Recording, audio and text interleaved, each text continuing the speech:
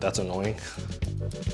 So as you can see, things didn't always go totally smoothly on this build, but in this video I'm going to show you how I took this beat up old bowling lane and turned it into this behemoth of a dining room table.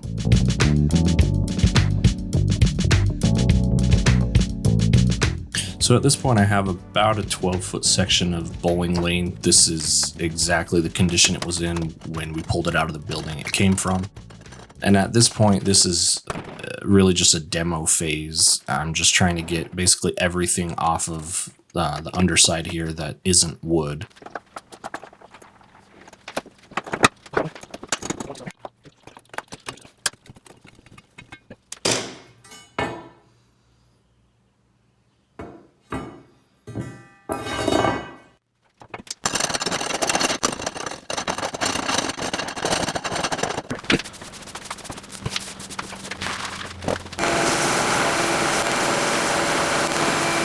Alright, that's the majority of everything that needed removed, but now it's time to get rid of this black layer.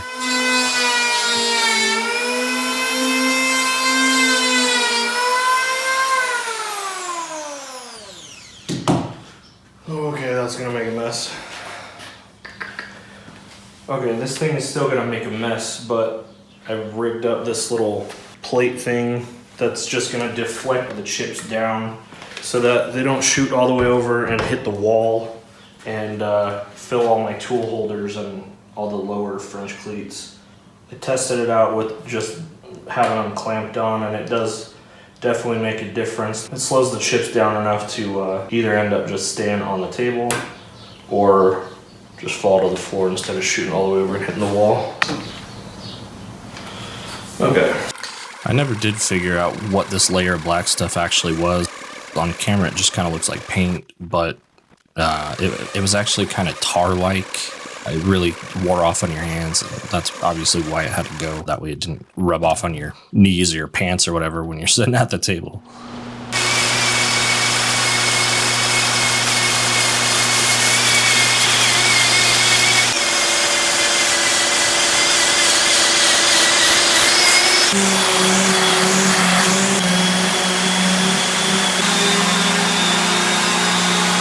Alright, now that I've got a smooth, sanded, and relatively flat surface, I can finally move on to the fun stuff. So I need to cut this thing to length, but I had to flip the table over in order to reference that frontmost triangle. Basically, I'm just trying to lose that entire crossover section, but not get too close to that front triangle.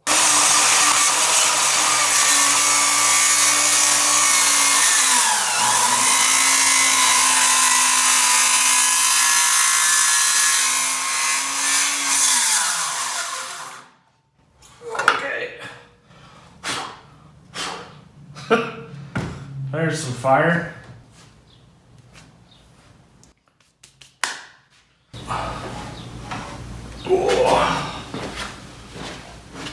I'm gonna go ahead and do a trimming cut on here. That way I don't have to try to sand out all of this super deep burning. Oh, it's a deep burn. Oh, it's so deep.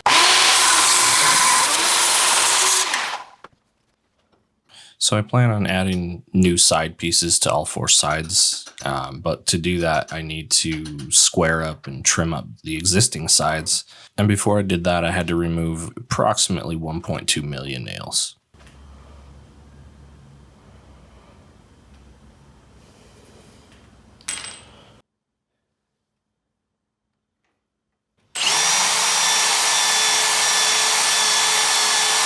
In order to replace some of the lost strength from all the nails I had to pull, I just drilled some extra deep countersinks and then drove 5 or 6 of these 4-inch lag screws into each side.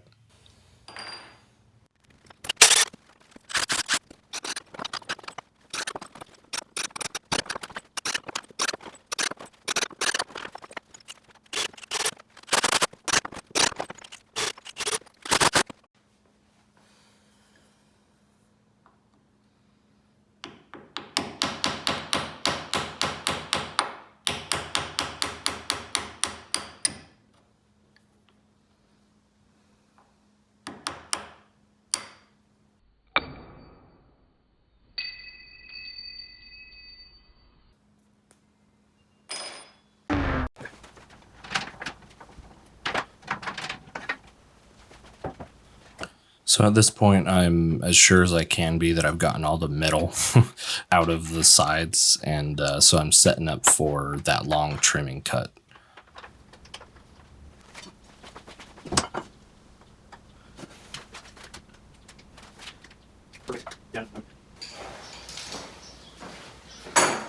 All right, using my newly modified track clamps. If you want to see how I made those, there's a real quick video that I'll put a link to right there.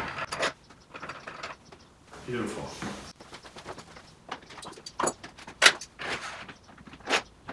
These two tracks combined barely give me enough. Really, I don't quite have as much overhang as I should on that end, so hopefully this doesn't give me too many problems.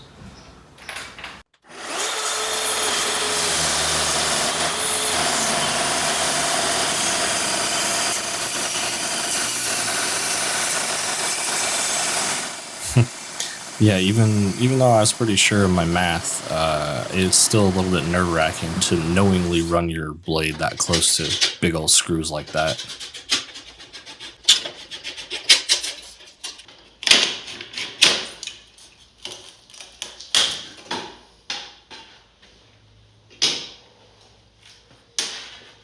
Well, that was a lot better than that.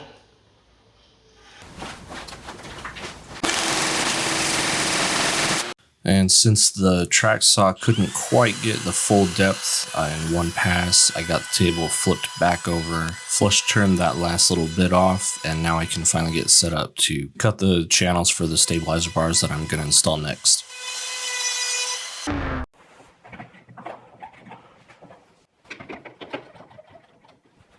It just occurred to me that probably people are wondering, well, why aren't you just doing this with a router? And I've probably shown it already at this point, but if I haven't, there are so many nails in this thing.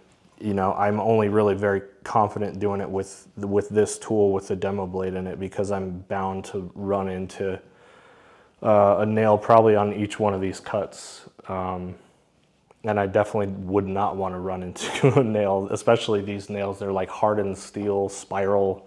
Wouldn't want to hit that with a router bit. I'm pretty sure the bit would lose that battle. So I kind of don't have a choice but to do it with this saw here.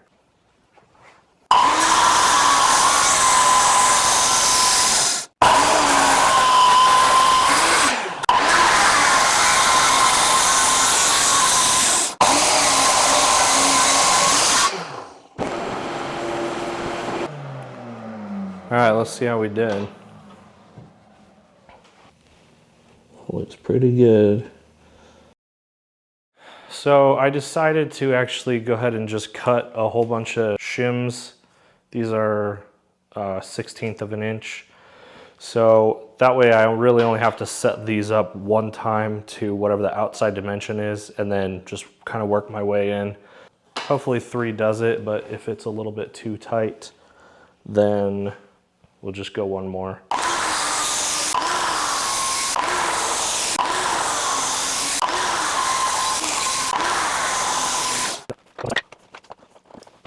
So as it turns out, I actually set my outside dimensions just slightly too small.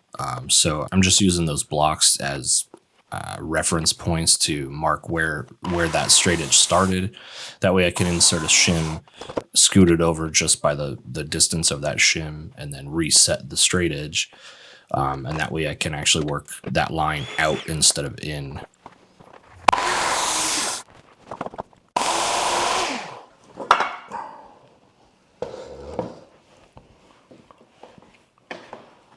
That seems pretty good.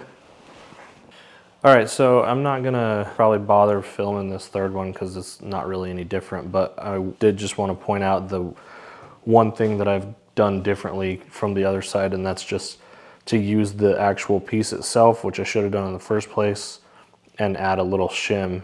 That way, hopefully I won't have that problem like last time where it was like a 64th over. So there's a little bit of variation, but this hopefully should be enough to account for that, and then I'll just work my way in like I did the last time. There we go. Yeah, that fits pretty good. Now we just got to drop in some threaded inserts, button her up, and then I can flip it over. Not gonna lie, I was definitely a little bit nervous to go at this thing with this planer.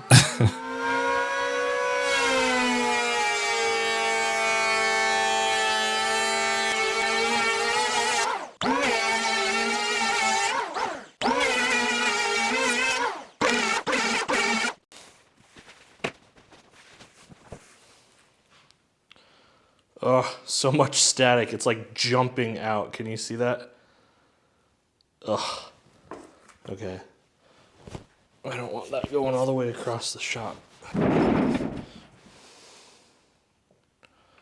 That is so weird.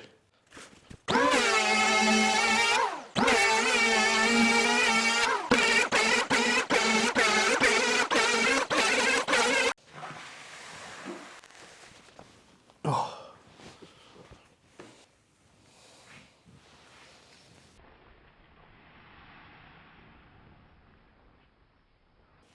So I actually just ordered the vacuum hose adapter for that planer like 2 hours ago. Of course, by the time it gets here, I'm hoping to be done with using that tool on this job, so that's annoying. You can see there's still some low spots, some kind of low sides and boards, and then obviously all the divots you can probably see from there still. So I think I'm going to tempt fate and go ahead and do one more light pass. I'm not going to change the depth setting at all. I'm worried about hitting a nail, so trying to spare myself from doing that, but also from having to sand all this stuff because it's super thick. I did some testing with my hand plane, and I just couldn't bring myself to do the whole table because I felt like I was beating my kid or something. I felt so bad for my plane, but you could see how thick this coating is. It's like a bar top coating almost.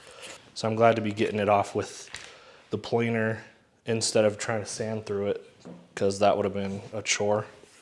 Yeah, so I'm gonna go ahead and do one more light pass, and hopefully that'll be minimum cleanup to take care of after.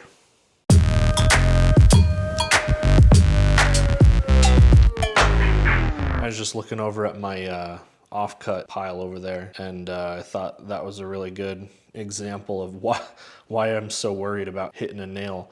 For the most part, the rest of the ones that I've run into, the nails have mostly stayed right in this channel. I'm pretty sure that's basically what that's there for. It's obviously not enough meat there to be like a real tongue and groove. It's not super tight, so I think it's intended to have the nails kind of live in there. But obviously, like in this case, sometimes you have a misfire. So this right here is only 3/16 of an inch. So yeah, I really don't want to run into one of those with that power planer. Okay, so a little bit of an update. I did go ahead and do a second pass with the power planer. I've already remarked it. I think I'm gonna go ahead and do a third pass. Kind of the only reason I'm really willing to do that at this point is because of something that I was afraid would happen down there at the other end. So let me move the camera real quick and I'll show you what I'm talking about.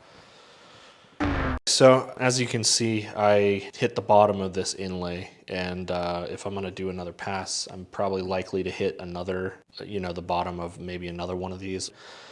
But since I already know now I'm gonna have to replace this, if I have to do more than one, I might end up just doing all of them, but I already have to do it now. So honestly, I'm not really that upset about having to replace them. I don't know, I've been kind of already playing with the idea of replacing these eventually, but now that decision's kind of made for me. It's the next day. I did last night go ahead and do a third pass with the planer, which did make a pretty big difference. Some of the deepest dents can still be seen, like the bottoms of them, but I'm just gonna have to rely on the sander to get the rest of those because I don't really want to go too much deeper at this point.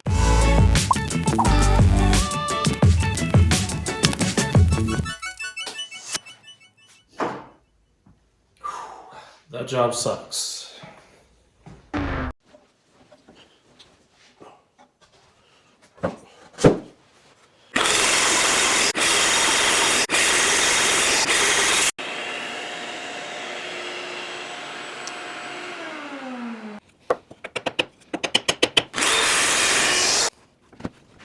There we go. So there's my two pieces. But now I need to rip these down the middle.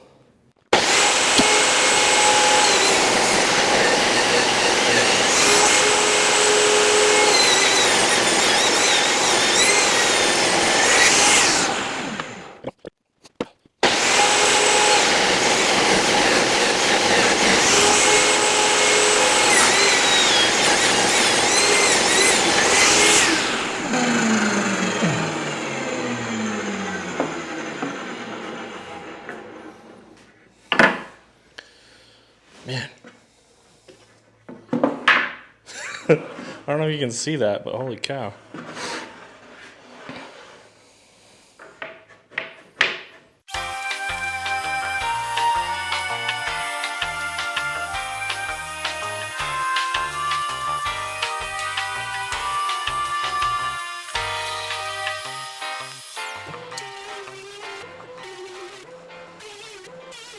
And here's a quick montage to replace the footage that I can't seem to find.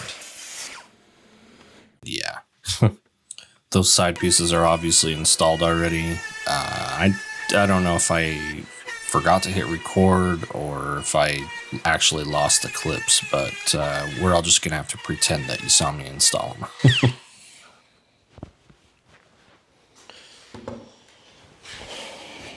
Well, that was messy.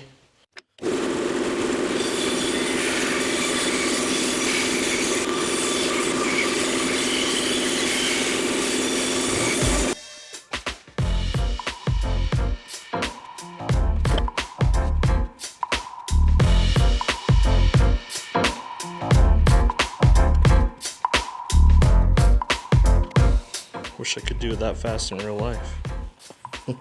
Okay, now he's got jokes. I think I'm going to let that be my cue to end this one here for now. But don't forget, I do still have to take care of fixing the triangles at the other end of the table. And of course, get some finish on it. So in the next video, I'll be taking care of all of that. Thanks for watching.